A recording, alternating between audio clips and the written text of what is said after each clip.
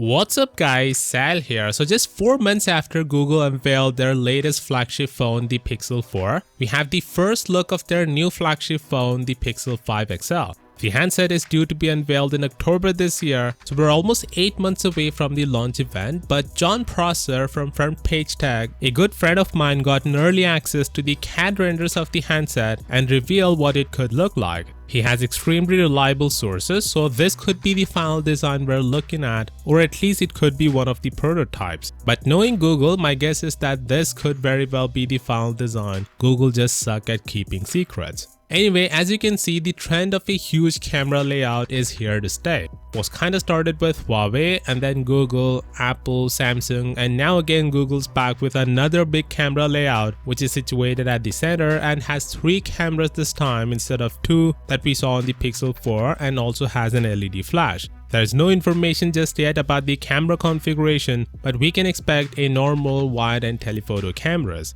John also talked about the front design. He's not like 100% sure, but he's saying there is a forehead just like the Pixel 4, but the size is smaller than last year, which is totally okay as long as they are not going with a notch. In my opinion, a small forehead still looks better than any kind of interruption on the display, especially of this kind. That said, I know this might seem weird to a lot of you, but I'm kinda digging this design. Although the camera setup looks like a surprise Pikachu face, but once you go past through it, it kinda starts looking better. I mean, way better than Pixel 4's camera design, or the iPhone 11 Pro's design, or even the Galaxy S20 Ultra's camera design. I'm not saying it looks beautiful, but out of all the huge camera bumps we have seen recently, this one looks decent. The fact that it's in the middle and symmetric makes it look better, at least to me. And if Google goes with this design, then I'll be pretty happy with the design team this year. Google arguably sits at the top for making the worst looking phones, but thankfully it looks like that's not gonna be the case this year. A small forehead, no chin, and this camera setup is a decent looking phone in my opinion. What do you think? Do you like the design or completely hate it? Let me know down in the comments.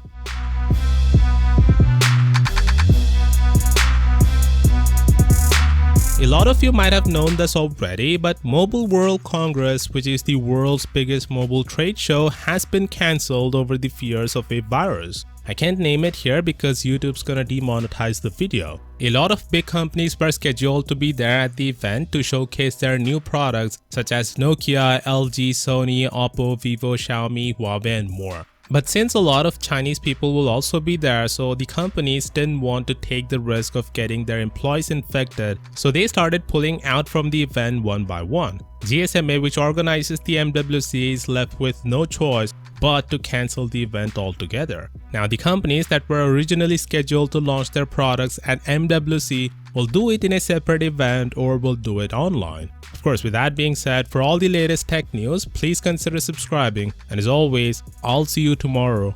Peace out.